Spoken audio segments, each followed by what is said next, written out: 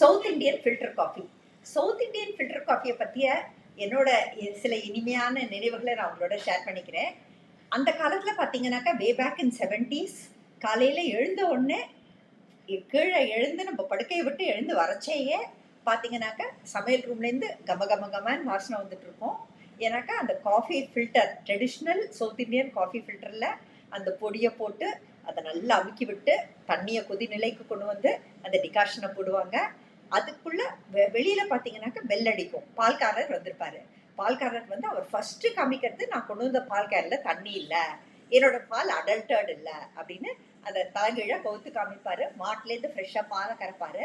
அந்த பாலை உள்ளே கொண்டு போய் நம்ம கொடுத்தோம்னாக்கா பெரியவங்க அதுக்குள்ள டிகாஷன் இறங்கியிருக்கும். அந்த இறங்கின டிகாஷனை ஒரு டம்ளரை டவரால வைப்பாங்க. அதில் சர்க்கரையை போடுவாங்க. அதில் அந்த இறங்கின சூடான டிகாஷனை போட்டு நல்லா ஆற்றுவாங்க. 2-3 வாட்டி ஆற்றுவாங்க, நுர வர மாதிரி.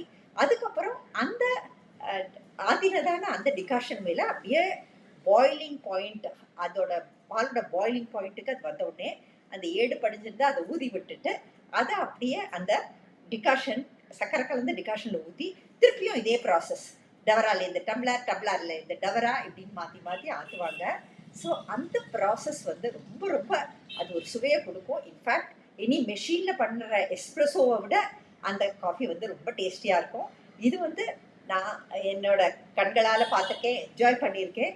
ஸோ இப்போது இருக்கிற ட்ரெண்டுக்கு ஏற்ற மாதிரி எங்கள் வீட்டில் நாங்கள் எங்கள் சவுத் இந்தியன் ஃபில்டர் காஃபி எப்படி ப்ரிப்பேர் பண்ணுறோம் அப்படிங்கிற வீடியோவை உங்களோட ஷேர் பண்ணிக்கிறோம்.